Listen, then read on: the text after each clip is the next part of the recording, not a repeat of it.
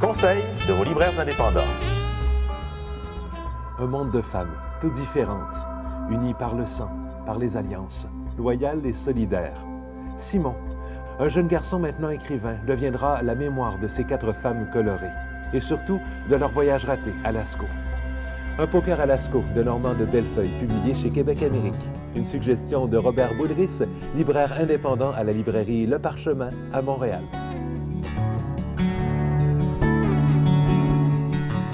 Une œuvre magique.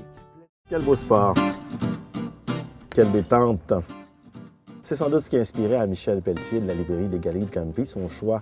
Un polar vif et pétillant qui a d'ailleurs remporté le prix du roman policier de Saint-Pacôme. L'homme qui détestait le golf de Sylvain Meunier.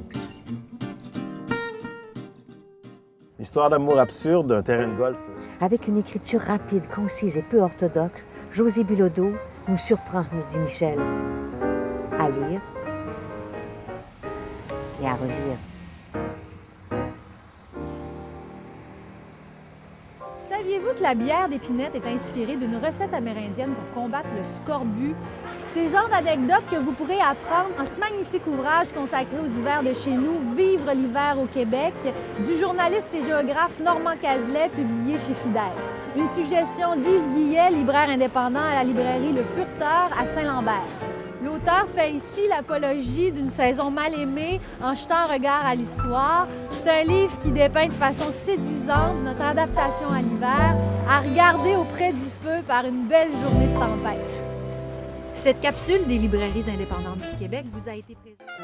Depuis 35 ans, nous partageons cette passion des livres avec vous.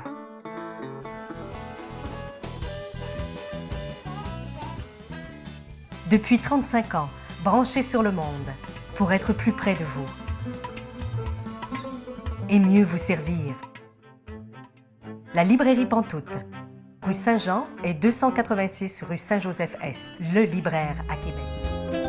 Il n'y a rien de mieux qu'un bon livre pour capter l'attention de nos enfants. Et quand il y a des images, eh bien là, c'est le bonheur total.